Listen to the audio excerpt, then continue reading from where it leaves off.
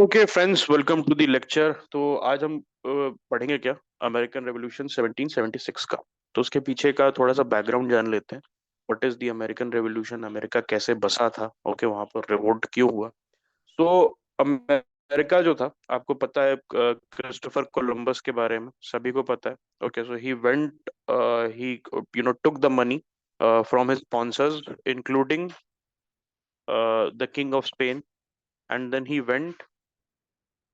He went to the to explore India. निकला क्या था वो करने, इंडिया एक्सप्लोर करने निकला था। तो सपोज स्पेन इज हेयर, तो वो इस तरीके से निकला, अपने लेफ्ट साइड निकला। ओके, टेक्निकली उसको इधर से जाना था, और वो निकला कहाँ से, इधर से ऐसे निकला। And then he reached something called the West Indies, right. जो कैरेबियन आइलैंड जिनको जिसको बोलते हैं, जो कैरेबियन आइलैंड जिसको बोलते हैं, वहां पर पहुंच गया। तो वेस्ट इंडीज पहुंचा। एंड देन ही सॉ कि वहां पर देयर इज अबंडेंट रिसोर्सेस। वहां पर उसने he went to Mexico, he went to the southern South America में। ओके, बाकी के जो स्पेनिश एक्सप्लोरर थे वो साउथ अमेरिका चले गए। फिर वहां से उसने क्या, जब वो वापस गया, स्पेन में गया। सो स्पेन का जो किंग था जिसने उसको सपोर्ट किया था, उसको उसको बोला कि देखो, मैं निकला तो था चलो इंडिया ढूंढने। तो द किंग ऑफ स्पेन से, yes, did you find India? तो नहीं, I found something even better. And he said about, you told he told him about this West Indies और मेक्सिको के बारे में बताया। एंड बोला कि वहां पर कैसे you have gold, a lot of gold, because जो मेक्सिकन एस्टेक्स थे या मेक्सिकन मायंस थे, they use to have a lot of gold. वहां पर गोल्ड वगैरह जो था वो काफी पॉपुलर था। सो दी यूरोपियंस जो एक्सप्लोरर गए थे, so they saw that and they came back with a lot of gold. And then एक प्रोफेसी क्या थी, दैट मेक्सिकन्स की, जो वहां रहते थे इंडिजिनस मेक्सिकन्स की, एक बाहर से कोई आदमी आएगा, okay, that will be a messiah. So he basically, when the Spanish went there in Mexico and South America, so they were initially received well. Okay, they were initially received well. So वहां पर जब गए तो then word spread around Europe. Europe में word spread हो गया and people started coming to America. Okay, America जो area है, ओके, अमेरिका जो आज का यूनाइटेड स्टेट्स ऑफ अमेरिका, आपका कनाडा वाला पार्ट है, और ये आपका जो मेक्सिको वाला पार्ट है, साउथ अमेरिका वाला पार्ट है। तो अमेरिकाज में यूरोपियन माइग्रेशन स्टार्ट हो गया, and a lot of people, explorers, went in the search of gold, है ना। Then when they came to the area, they started settling. Okay, and they came on boats. उनको बोलते क्या थे? What was the term that was used for these people? So it was pilgrims, जो अपना, जैसे Britain में, Scotland में, Ireland में, जर्मनी में, ये सारे जो लोग थे, who went to America and settle down, तो उनको बेसिकली पिलग्रिम्स बोलते थे, हु केम ऑन शिप्स। तो इसमें कौन होते थे, which kind of people were there? तो इसमें एस्पिरेशनल पीपल होते थे, जो गरीब होते थे वहां के, इंग्लैंड के गरीब, और बाकी यूरोपियन कंट्रीज के जो गरीब होते थे। एंड दे विश्ड दैट कि हम एक नया life, okay, we can make a new life for ourselves. ठीक है। And when we go there, तो हम ये जो पुअर्टी का साइकिल है जो हम यहाँ फेस कर रहे हैं, we can escape that. Then fugitives भी होते थे, जो लॉ से भाग रहे थे या उनको लॉ ढूंढ रही थी, मे बी फॉर मर्डर और other heinous crimes. a lot of them saw this opportunity कि यार मैं अगर इस बोट पे चढ़ जाता हूँ, if I catch this boat and go to America, तो मुझे I will be out of this loop of running away from the police। बहुत सारे फ्यूजिटिव्स भी उस पे चढ़ के, एंड दे केम टू, यहाँ से बहुत सारे फैमिली मैन, बहुत सारे मिशनरीज भी आए थे, क्लर्जी मैन जो थे, जो इस व्यू के साथ कि मैं नए एरियाज में जाके क्राइस्ट का जो मैसेज है उसको फैलाऊंगा। Okay, so the people came here, and उससे क्या हुआ, that what they did was, उन्होंने जो इंडियंस हैं वहाँ के, वो जो नेटिव इंडियंस थे, रेड इंडियंस थे, तो उनसे पहले ट्रेड किया। ट्रेड क्या किया कि मैं आपको ऊन दूंगा। ऊन समझते हो, व्हाट इज वुल? तो वुल वुल जो होता है, red Indians native American Indians जो होते थे, ओके रेड क्यों बोला, ओके सो आई थिंक उनके फेस पे पेंट होता था, they used to paint their faces red, okay that's why they were called red Indians. तो वुल इनिशियली दे ट्रेडेड, तो उसमें क्या था कि they had vast land, the red Indians the red Indians had vast expanse of land and they were eager to share in the picnic, and उनको wool देके, उनको सेफ्टी पिन वगैरह देके, इस टाइप की चीजें, छोटी छोटी चीजें देके, the pilgrims used to acquire a lot of land. So the pilgrims started acquiring a lot of land and the first colonies started coming up. उन्होंने क्या किया कि इंडियन चीफ के पास इतना लैंड होता था, आज भी अमेरिका जो है अबंडेंस के लिए जाना जाता है लैंड के। अमेरिका जो मैंने आपको बताया था, suppose this is the American, okay ये अमेरिका है, तो इत, ये वाला पार्ट इज समवॉट पॉपुलेटेड, ये पूरा जो बीच का पार्ट है this is totally free from people, इतना बड़ा कंट्री है वो, okay it's like a continent, it's like a mini continent. तो वहां पर इतना लैंड था पहले भी, that people they were eager to share, and one ball of wool उसमें 700 एकड़, 800 एकड़, 900 एकड़ ये सारी बिक जाता था। So the Indian chiefs, okay, they had a lot of land on themselves. They started giving out, okay, maybe for some merchandise that the Europeans, okay, Europeans लेके आते थे। उसके बाद क्या हुआ, the colonies started coming up। 1607 में James town जो था, इट बिकेम अ कॉलोनी, और इंग्लैंड जो था, it establish 13 colonies along the eastern seaboard. तो ईस्टर्न पार्ट जो था अमेरिका का, उसमें 13 कॉलोनीज को इंग्लैंड ने बनाया। Spain also had it's colonies इस तरफ, थोड़ा सा वेस्टर्न साइड में, and France also had in the northern side, France ने भी अपनी कुछ कॉलोनीज बनाई, बिकॉज रियल एस्टेट ऑफ से कनाडा की तरफ बनी, नहीं कनाडा प्लस यूएस, समझ रहे हो what I am saying. Canada जो था, कनाडा में एक एक प्रोविंस है, उसका नाम है क्यूबेक, वहां से लेके, क्यूबेक से लेके एक स्टेट है यूनाइटेड स्टेट्स में, उसका नाम है लुइसियाना, वहां तक फ्रेंच टेरिटरी थी।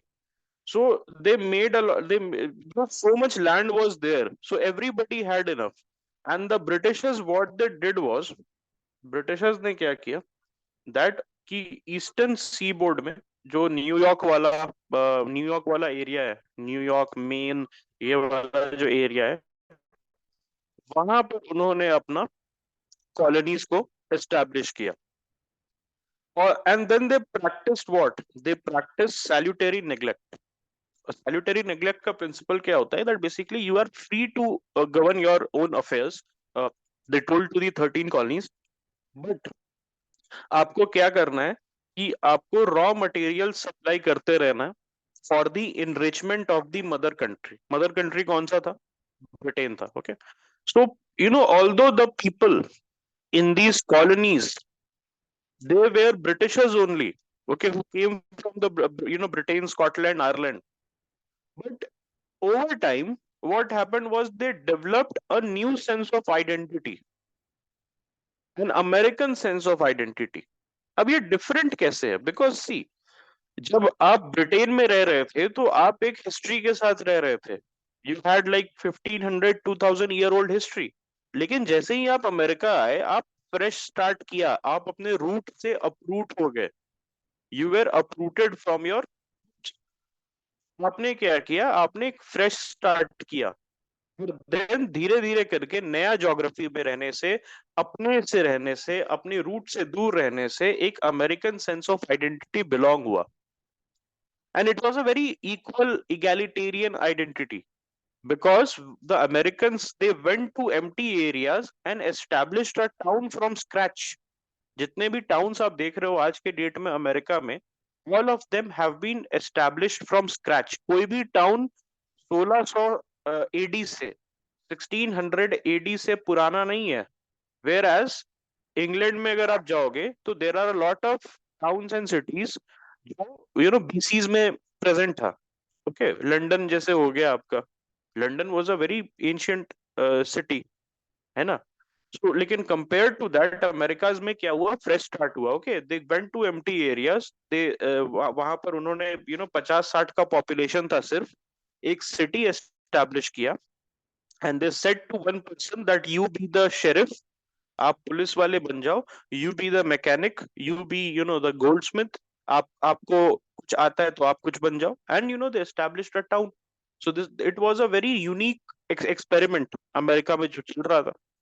ओके, ठीक है।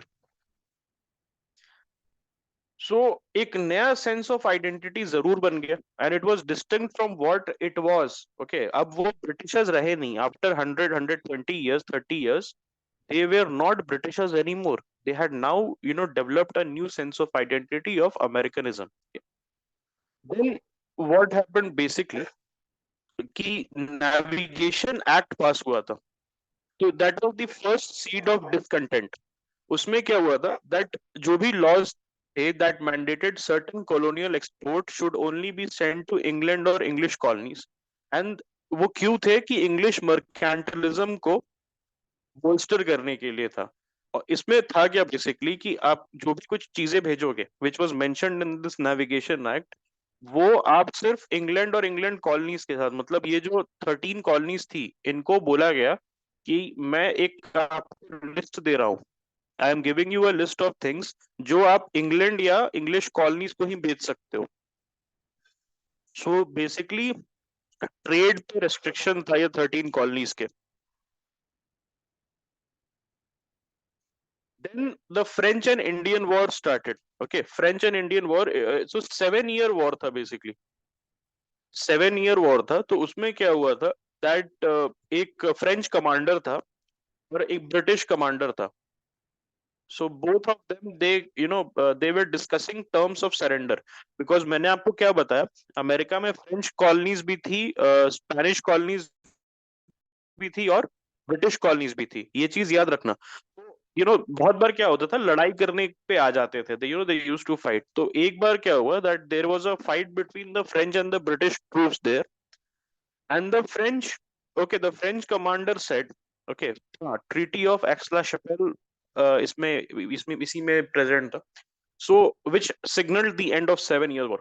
So what happened, the French commander said that to the British commander, okay, I am ready to surrender, okay, because you have overwhelmed us। एक छोटा छोटा battle होते रहता था। But what happened was basically जो French commander था, he was killed by one of the Indians। Okay, the French commander, he was killed by one of the Indians even though he agreed to surrender। उसके बाद because of this a 7 year global war started। Okay, it led to a 7 year global war, and the war shifted territorial control but left Britain deeply in debt। उससे क्या हुआ, 7 साल का जो 7 year war हुआ, global war था ये। India में भी हुआ, आपको याद होगा, इंडिया में भी the Britishers and the French they fought, याद है। So we read in modern history, and यहाँ पर भी चलता था, Dupleix was there, yes, Dupleix was there. And यहाँ पर क्या था, टीपू सुल्तान को और हैदर अली को सपोर्ट जो कर रहे थे, है ना, याद आया। एंड दे बैटल, ये करना कर्नाटिक वॉर्स, जहां पर they were supporting the Hyderabad succession. Hyderabad succession में नाजीब, ये नायाब चंद I think was there, this person जिसको सपोर्ट कर रहे थे, है ना। So after the 7 year war got over, the British won militarily, they were deeply in debt। उनको बहुत ज्यादा डेट हो गया था। सो उसके लिए क्या किया उन्होंने, दे आस्क्ड दी 13 कॉलोनीज कि आपको पे करना पड़ेगा। हमने आपका सपोर्ट किया, हमने 13 कॉलोनीज को प्रोटेक्ट किया, उसके वजह से हमारे पास, मदर कंट्री के पास बहुत सारा डेट हो गया है। जो ब्रिटिश आइलैंड्स थे उनके पास बहुत सारा डेट हो गया है। तो now the 13 colonies were asked कि now okay you have to pay something to us. तो उसके बाद एक सीरीज ऑफ टैक्सेशन स्टार्ट हो गया। उसमें सबसे पहले स्टैम्प एक्ट आया। स्टैम्प एक्ट में क्या था, बेसिकली कहीं पर भी अगर ब्रिटिशर्स एक पर्टिकुलर स्टैंप डालेंगे, ओके, अपना जो स्टैंप डालेंगे, अगर if any document is stamped going into the colonies, okay, जैसे कि newspaper, legal documents and other printed material जिसपे स्टैम्प होगा, that will B taxed. Okay, that was a ridiculous move, क्योंकि ये बहुत ही वेग वो था, वेग एक लॉ था। एंड इसके वजह से क्या हुआ, इसका मिसयूज होने लगा, एंड किसी भी डॉक्यूमेंट पे दे वर स्टैंपिंग, और उसके वजह से टैक्सेस जो था बहुत ज्यादा राइज हो गया। Then the quartering act of 1765, ये सारे इंपॉर्टेंट है, ये अगर आपको लिखने के लिए पूछेगा कि कैसे अमेरिकन रेवोल्यूशन स्टार्ट हुआ, ये सारे एक्ट के बिना आपका आंसर अधूरा है। क्वार्टरिंग एक्ट में क्या था, विच इट रिक्वायर्ड कॉलोनीज, जो 13 कॉलोनीज थी ब्रिटेन की ईस्टर्न पार्ट में, उनमें the colonies were now compelled to provide food and housing to British soldiers stationed in America, north America. इससे आपको अगर याद याद होगा, इसका एक और सब्सिडरी अलायंस करके एक इसका छोटा भाई जैसा था इंडिया में। सब्सिडरी अलायंस में होता क्या था, basically the Indian princes, the Indian princely state had to pay for their own protection, और they had to pay for the maintenance of army in their own kingdom. याद आया? उसी तरीके से क्वार्टरिंग एक्ट जो था सिमिलर, इट वाज मोर और less similar, जहां पर आपको मेंटेनेंस के लिए, ब्रिटिश के मेंटेनेंस रख रखाव के लिए ब्रिटिश ट्रूप्स के आपको पैसा देना पड़ेगा। So this was also very unfair, the colonies felt it is unfair. Then the Townshend Act, तो टाउनशेड एक्ट में क्या था, so basically they imposed duty on imports like glass, lead, paints, paper and tea, and it led to widespread protest and boycott, because करता क्या था, जो ये था आपका जो कॉलोनीज था उसका रॉ मटेरियल का ही एक्सपोर्ट था, अब उसी पे टैक्सेशन हो रहा है। So now what was there, okay, now what was there basically, हर फेसेट को, हर फेसेट ऑफ लाइफ को the English mother country was dominating and it was taxing. Then the colonies, okay, they were not very happy, the colonies they were not very happy, मैंने पहले ही बता दिया था, an American sense of independence developed which was in stark contrast with what kind of culture was there back in the home country, है ना। उसके पीछे का रीजन भी मैंने बताया, that they came here with a clean slate, the the people in the colonies, 13 colonies, they came here with a clean slate, okay, and उसके वजह से उनका जो एक जो स्पिरिट है, that was different than what the spirit was of their grandfathers back home, in maybe in Scotland, maybe in England, Ireland, okay, Germany. So उसके बाद क्या हुआ, they started protesting, so protest बहुत बढ़ गए, और उसमें क्या हुआ, that एक कॉलोनिस्ट का प्रोटेस्ट चल रहा था, उस पर बॉस्टन में 1770 में, 1770 में वो ब्रिटिश सोल्जर्स ने फायर कर दिया, एंड उसमें 5 लोग मरे, लेकिन उसको बहुत ही हेविली प्रोपेगेंडा की तरफ फैलाया गया, and a lot of groups and a lot of North American groups जो थे, कॉलोनी में ग्रुप्स थे, they propagandised it and it became a rallying point against British operation. That देखो कैसे हम प्रोटेस्ट करते हैं, पहले तो हमें टैक्स करते हैं, फिर हम प्रोटेस्ट करते हैं, जब हम प्रोटेस्ट करते हैं तो ये हमें मार देते हैं। So it spread like wildfire. The news of Boston massacre, it spread like wildfire. और काफी ज्यादा मैनुअल्स लिखे जा रहे थे, बहुत सारे पैम्फलेट्स बांटे जा रहे थे by certain groups who wanted an independent और एन ऑटोनोमस कॉलोनी। जो 13 कॉलोनीज थी उसको इंडिपेंडेंट और ऑटोनोमस चाहते थे। Then the Tea Act and the Boston Tea Party. So it was basically the final nail in the coffin. एक तरीके से आप बोलोगे, so by initiating the Tea Act, जो ब्रिटिश होम कंट्री था, इट इंश्योर्ड कि उसका जो टाइम है अमेरिका में वो खत्म हो जाए। सो टी एक्ट जो था, it was passed in parliament in 1773 and it granted the British east India company, याद है हमारे तरफ जो ऑपरेट कर रहा था बंगाल में, the right to sell tea directly to the colonies bypassing colonial merchants and underselling them. तो colonial merchants होते हैं who used to earn some money as middlemen, उनको हटा दिया गया टी एक्ट से, and the British east India company उनको बोला गया कि आप डायरेक्टली बेच सकते हो, आप डायरेक्टली बेच सकते हो to the markets of the 13 colonies. तो उसके वजह से क्या हुआ, जो मर्चेंट्स थे दे बिकेम वेरी एजिटेटेड। उसके बाद क्या हुआ, यहाँ देखो। सो ये जो इंडियंस देख रहे हो, they are not actually Indians. ये बॉस्टन बॉस्टन हार्बर है, बॉस्टन हार्बर है। And all these people, okay, all these people, so you know basically what they are merchants disguised as red Indians. Okay, तो ये जो थे ये सारे थे, these people, they disguised as Mohawk Indians, and they boarded 3 ships in Boston Harbor, and they dumped 342 chest of teas। और उसके वजह से क्या हुआ, जो ब्रिटिश थे, they got very agitated, they got very irritated. और उनके उसके पीछे का रीजन क्या था, why they dump 342 chest of tea, जिसका एक बहुत significant amount of money cost हो रहा था। बिकॉज दे वांटेड कि हम एक्सेप्ट नहीं करते, okay, we don't accept your sovereignty on these matters.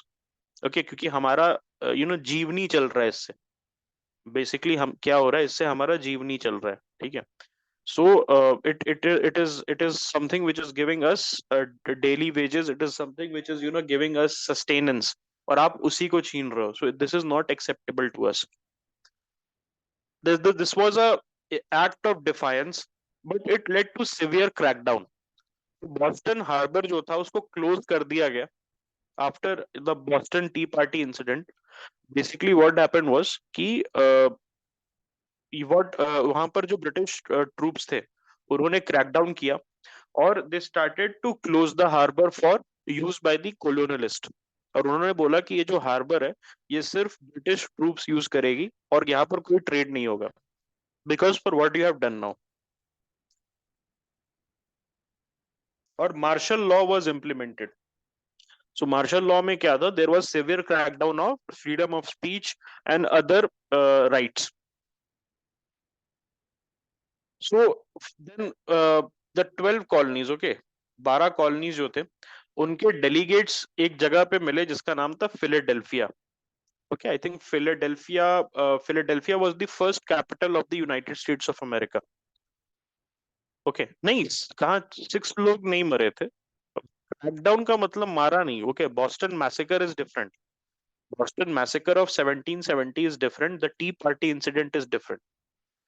सो जो डेलीगेट्स थे कॉलोनीज के, okay, they met in a city called Philadelphia to discuss their response to the intolerable acts of the British.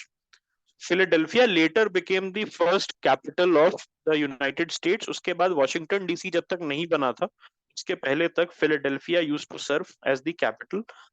And the Congress जो वहां पर मिला था, 12 colonies के जो रिप्रेजेंटेटिव्स मिले थे, दे सेड कि okay, this this is very oppressive, whatever the British policy is, it is highly highly oppressive, and हम इसको टॉलरेट नहीं करेंगे।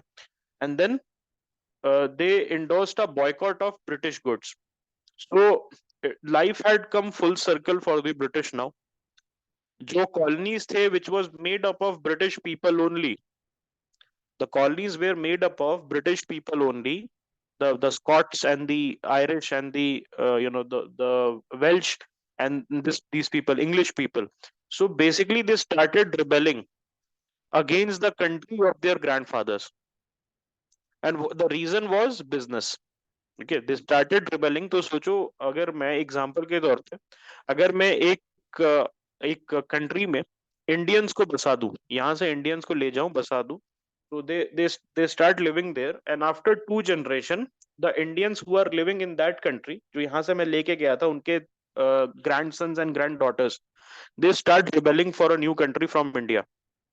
ओके, सो यही चीज हुई थी, ब्रिटेन से ही गए थे सारे वहां पर कॉलोनीज को पॉपुलेट करने के लिए। लेकिन इन 2 जनरेशन एक जो स्पिरिट ऑफ अमेरिकनिज्म डेवलप हुआ, okay, because of the unique challenges they had to face and the unique circumstances, उसके वजह से they now have started rebelling against the home country and the country of their grandfathers and great grandfathers.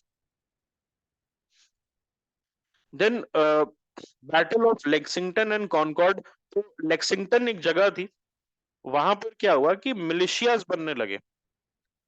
बहुत सारे private militias बनने लगे of the colonialist, जो जो colony के लोग थे, 13 कॉलोनीज के लोग थे, वो उनके जो बेसिकली उनके जो मिलिशियाज थे, मिलिशिया समझते हो, it is basically a lightly armed civilian, okay, army, alright, it's more और less a lightly armed civilian army. तो मिलिशियाज बनने लगी। लेक्सिंगटन एक जगह है अमेरिका में, वहां पर फेस टू फेस आ गए। यहाँ पर मिलिशियाज थे जो कि पैट्रियट्स उनको बोलते थे। क्या बोलते थे? पैट्रियट्स, अपने आप को पैट्रियट्स बोलते थे, that we are patriots and we are, and we are basically agitating against the operation. तो हम क्या है? पैट्रियट है। और सामने कौन थे? ब्रिटिश ट्रूप्स थे लेक्सिंगटन में। आर्म्स कहाँ से आ रहे थे? Everybody used to have arms that time. आपको याद होगा तो वो रैंच पे रहते थे। People used to live on big ranches, जहां पर हंटिंग राइफल सबके पास रहती थी, hunting musket. Everybody used to have hunting muskets back then. So कुछ करना नहीं था, बस बोलना था भाइयों आ जाना, and then everybody used to come with muskets. Okay, है ना? हाँ, भाई मैटर, लिटरली पैट्रियट्स क्या था? भाई मैटर हो गया। So basically militias were private army who were lightly armed. Okay, so patriots जो थे वो बेसिकली उनके पास आर्म्स वहीं से आया, because majority of the people they used to live in isolated hamlets. उस समय लोग दूर दूर रहते थे, and they used to go from one hamlet to other hamlet on on horses. और दूर इतना रहते थे तो they used to live in very close to the wild life. और उसके लिए they used to have those muskets. Okay,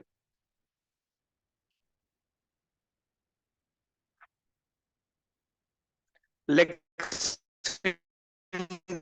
एक जगह थी, मैंने आपको बताया, तो लेक्सिंगटन में रुके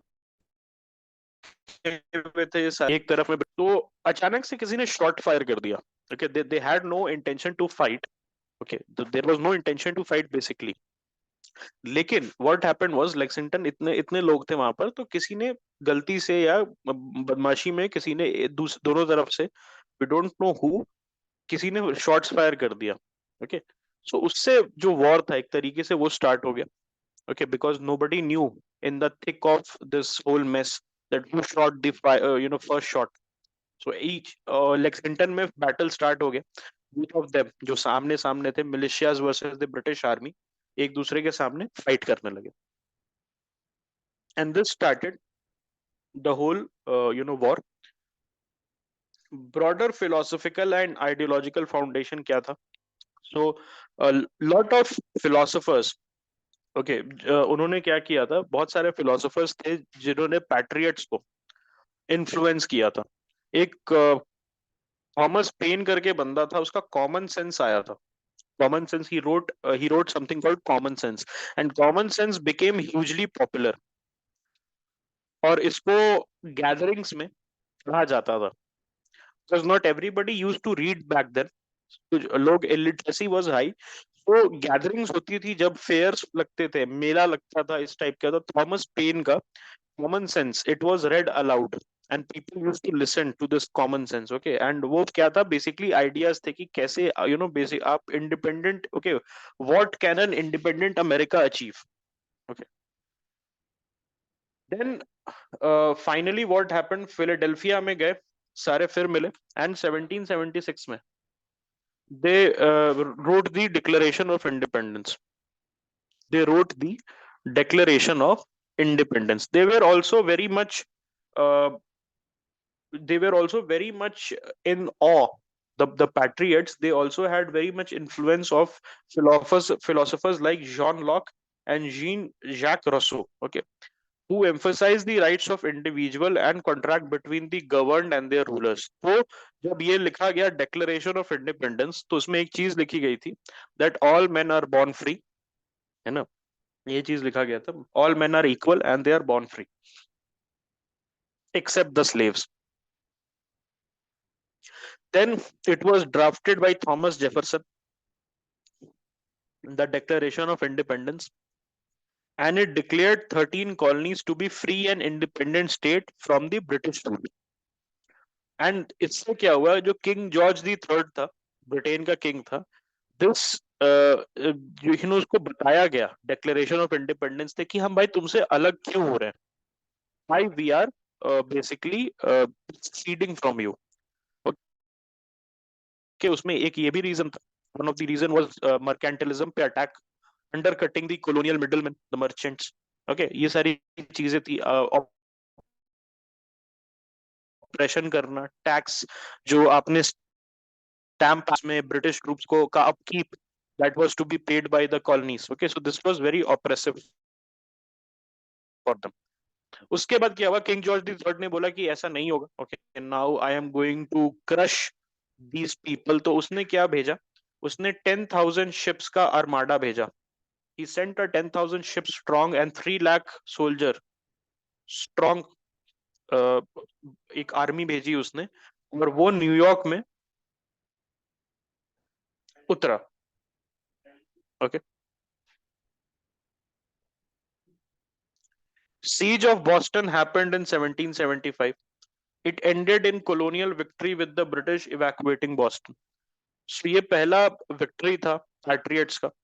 then New York and New Jersey में फाइट हुआ, एंड यहाँ पर क्या था, there was British success but they face setback and at Trenton and Princeton. इसका थोड़ा सा बता देता हूँ आपको। तो मैंने बताया 10,000 शिप आई थी और 3 लाख सोल्जर आए थे। So they all landed in New York, और न्यूयॉर्क में स्टैटन आइलैंड करके एक जगह है। You guys know what is Staten Island, किसी ने सुना होगा तो स्टैटन आइलैंड में वॉशिंगटन, जॉर्ज वॉशिंगटन जो है उसका ट्रूप्स जो बेसिकली वहां पर था। So when the British landed, उसने क्या किया, वहां पर घेर लिया जॉर्ज वॉशिंगटन के ट्रूप को, और उनको क्या किया, एकदम एज पे ले आए। सो एक तरफ क्या था, स्टैटन आइलैंड मतलब आइलैंड था, तो एक तरफ पूरे ब्रिटिश ट्रूप्स थे और एक तरफ रिवर था जो कि लिंक नहीं कर पा रहा था because there was no bridge back then. So George Washington की ट्रूप्स जो थी वो डूम्ड थी। Okay, a lot of men, they were trapped in Staten Island. So what happened was the Britishers, but with the stroke of luck, the Britishers decided not to attack but to encircle. Okay, they decided to encircle George Washington's troop here. George Washington was a patriot general. Okay, so George Washington जो है उस basically he was encircled, लेकिन Britishers ने attack नहीं किया with the view कि हम इनको थका के सरेंडर ले लेंगे इनका। But what happened the next day कि बहुत थिक फॉग आ गया इस पूरे एरिया में, बहुत ही थिक फॉग आ गया। So using that fog, George Washington and majority of his troops, they were able to cross the river and get to a safe position. इसके पहले व्हाट हैपेंड दैट, आपको मैंने क्या बताया था, private militias were fighting. Yes, मैंने बताया था आपको कि कैसे मस्केट्स लेके everybody use to come together and they use to fight. लेकिन अब क्या हुआ दैट द 13 कॉलोनीज के जो रिप्रेजेंटेटिव्स फिलाडेल्फिया में मिले थे, उन्होंने बोला कि we need a national army. अब ये प्राइवेट मिलिशिया से काम नहीं चलेगा, we need a national army. और उसका हेड हम किसको बनाएंगे, एक आदमी है उसका नाम है जॉर्ज वॉशिंगटन को, who had a considerable experience in fighting. Okay, George Washington became the head of the army. जो नेशनल आर्मी एक बनाई गई थी प्राइवेट मिलिशिया से अपग्रेड करके, and this was the army of the United States of America. इसके बाद बहुत सेटबैक्स हुए, ऐसा नहीं था कि this was a smooth selling for the patriots. So there was low morale. Okay, there was a lot of low morale. Morale का issue was always there because जो soldiers थे, okay, a lot of them were from the private militias, so they used to get up and leave. That's all. मजा नहीं आ रहा था fight करने में। मान लो कि ठंड बहुत ज्यादा बढ़ जाती थी, they just use to get up and leave. तो उसके वजह से जो जॉर्ज वॉशिंगटन है उसको काफी प्रॉब्लम्स का सामना करना पड़ा। एंड ऑलमोस्ट ओके, ऑलमोस्ट एक तरीके से अगर आप देखो तो बहुत बार ऐसा भी हुआ through the war with the Britishers that George Washington came close to be sacked, he came close to be terminated as the general। लेकिन क्या हुआ, हमेशा कुछ ना कुछ उसको हेल्प मिलते रहा। then the French also and the Spanish also, फिर आपको मैंने बताया था फ्रांस का भी प्रॉपर्टी था, फ्रांस का भी कॉलोनीज था और स्पेन का भी कॉलोनीज था, ऊपर में फ्रांस का था, नीचे में स्पेन का था. So they also started supporting the colonialist. Yes, Louisiana, correct. So they also started supporting the colonialist. जो पेट्रियट्स थे उनको सपोर्ट करने लगे against the British, because France का भी, France was also an enemy of the British, and Spain was also not on good terms. They started supporting because their colonies were adjacent. So they started supporting these 13 colonies with the view कि यार ये independent हो जाएंगे तो हमारा अच्छा होगा, British का जो बेसिकली ब्रिटिश का जो इन्फ्लुएंस है वो कम हो जाएगा. तो ऑल्दो 1776 में 1776 में द इंडिपेंडेंस वाज ग्रांटेड और वाज टेकन इन फिलाडेल्फिया, लेकिन फिर भी बैटल्स खत्म नहीं हुए थे. डिक्लेरेशन ऑफ इंडिपेंडेंस हो चुका था लेकिन बैटल्स अभी भी चल रहे थे. सो सारतोगा में क्या हुआ था कि फ्रांस ने हेल्प किया था, and it was a turning point which ended battle of Saratoga जो है वहां पर ब्रिटिशर्स हार गए थे.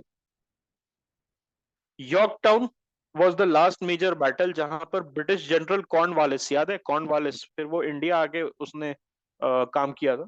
तो ब्रिटिश जनरल कॉर्नवालिस जो है वो सरेंडर कर दिया to American and French forces in the battle of Yorktown, and finally the war ended, and जो कंसोलिडेशन है पेट्रियट्स का it was done, and the United States of America जो है it came to be recognised in the Treaty of Paris in 1783.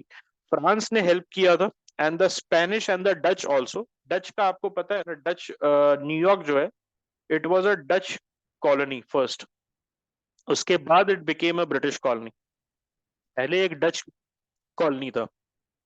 Certain areas where under Dutch influence. Okay, वो एक movie है, अगर आप याद होगा, निकोलस केज की मूवी है National treasure.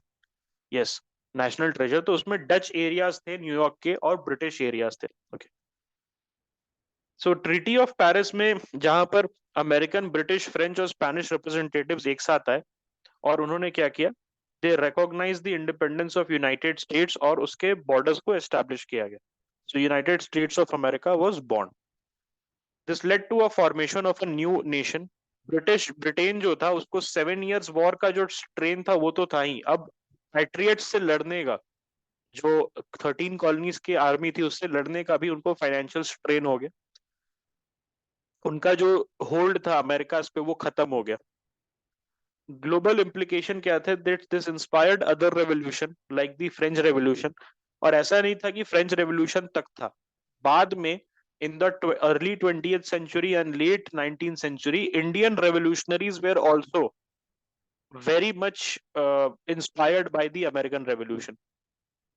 This fostered a sense of American identity and nationalism. So that's why अगर आप देखोगे, so किलोमीटर यूज नहीं करते, माइल्स यूज करते, लीटर्स यूज नहीं करते, गैलन्स यूज करते. वाई? केजी यूज नहीं करते, दे यूज पाउंड. क्रिकेट नहीं खेलते, बेसबॉल खेलते हैं. Why? What is the reason? Because kilometer, liter, kg, cricket, all these things remind the Americans of the colonial dominance. Okay, it reminds them of colonial dominance. कुछ challenges भी आए colonies को. ऐसा ऐसा नहीं था कि colonies were also went scot free. So economic था, war debt काफी ज्यादा colonies का भी बढ़ गया, because they had to finance the war, they had to fight the war and finance the war. Then political debates also started कि भाई हम फेडरल स्टेट रहेंगे जहां पर स्टेट के पास ज्यादा पावर रहेगा, और we will have a coming together system. Either we will be a coming together system or we will be a federal structure with a unitary tilt. क्या रहेगा? ठीक है, फाइनली इट वाज डिसाइडेड कि we will be a coming together state जहां पर the states, okay, the 13 states will have equal power and they will have the right to secede. Okay. Then questions were asked about the institution of slaveries as well, कि आप बोल रहे हो slavery खराब है, लेकिन all the founding fathers of America, including George Washington and Thomas Jefferson, they had a lot of slaves. Okay. So ये देखो declaration of independence हो रहा है. This is happening here. ये सारे founding fathers हैं. कौन कौन थे founding fathers में? आपके Thomas Jefferson, George Washington. Okay, can you name the founding fathers of America? Anyone? Ben Franklin, very good. Any more you can remember? You can recollect. Thomas Jefferson, Benjamin Franklin, yes. John Quincy Adams. Uh, okay, I think he came later, right? So there was this person called Alexander Hamilton. I think he was half black or something. Then James Madison, yes. John Adams, yes. ठीक है. Sai is correct. Samuel Adams, okay. और आपको ये I think this there was this one person जो सिर्फ 18 साल का था. He was the founding figure. He was a founding figure. Okay. He was a founding figure. ठीक है. हाँ वो आई नो. नहीं, अलेक्जेंडर डूमास नहीं, वो तो यार दूसरे जगह था. ही वाज इन यूरोप ना. I am talking about Alexander Hamilton. Okay, so ऐसा कहा जाता है. There is a this conspiracy which is discussed in some circles where it is said that Alexander Hamilton was actually black. उसमें भी दिखाया है. I think that this is shown in one of the episodes of Family Guy. उस पे वो जो उसका लड़का है Chris, he is singing Alexander Hamilton was black. Anyways, so what what American Revolution gave, okay, to the world, it is very important. UPSC में हो सकता है आपसे एनालिसिस पूछ ले. तो वहां पर यू हैव टू टेल कि क्या उसका इम्पैक्ट रहा था इंडिया पे. तो इंडिया पे ऑब्वियसली इम्पैक्ट क्या था कि रेवोल्यूशनरीज जो थे हमारे late 19th century and early 20th century के, उन पे इम्पैक्ट था. तो liberty and individual rights, okay, उसको प्रोपागेट किया इसने. सो लिबर्टी जो था उसको एज अ नेचुरल राइट वो देखते थे, विच इज इनहेरेंट एंड अनएलिएनेबल. आप उसको डिटैच नहीं कर सकते हो इंडिविजुअल से. Liberty, man is born free, ये कहा जाता था. Then republicanism, which rejected the monarchic system and the aristocratic system. So aristocracy, lords, barons, ये जो एरिस्टोक्रेसी थी जो ब्रिटेन में थी, वो यहाँ पर नहीं थी. Now any one can become the president as long as he was white and a man. Okay, as long as you were a white and a man, आपका क्लास वो नहीं करता था. Okay, and Protestant also. As long as you were a white man who was a Protestant, you can become the president of the United States and paid taxes and had property. So it came with ifs and buts. लेकिन किसी भी तरीके का hereditary system नहीं था which was prevalent in Britain. Equality was there, equality among people except the slaves and the women and people from certain areas of Europe. Okay. Then popular sovereignty का concept. Popular sovereignty के concept में क्या था, that the political power arises from the will of the masses, not the right of the king. Okay, not the divine right. Okay, आपको किसी God ने नहीं बोला है. जो विल होगा पीपल का, जो वोट करेंगे, that will decide who will be the president, who will be the ruler of the land. Okay, limited government, जहां पर जैसे लिमिटेड गवर्नमेंट में आपको पता होगा सेकेंड अमेंडमेंट, फिफ्थ अमेंडमेंट, ये सब है क्या, बेसिकली गवर्नमेंट को चेक में रखने के लिए. तो सेकेंड अमेंडमेंट उनका गन राइट्स है. सेकेंड अमेंडमेंट है उनका gun rights. Okay, so why this second amendment is there and why it is so controversial. देखो सेकेंड अमेंडमेंट के पीछे का रीजन क्या है जो गन राइट्स देने का, that the people should have arms in case the government becomes too oppressive, so then they can engineer a people's revolution using the guns. Okay, yes. So limited government का concept जहां पर जो government है, they are limited. Okay, they are limited by a constitution, they are limited by a bill of rights. उनका जो power है, okay, उनका power जो है उसको लिमिट कर दिया गया. Okay, system of checks and balances जो है अमेरिका में, वो रिफ्लेक्ट करता है इस लेगेसी को. Okay, frugality and virtue. So जो बहुत सारे रेवोल्यूशनरीज थे, they were influenced by enlightenment thinkers of the 16th 15th and the 16th century.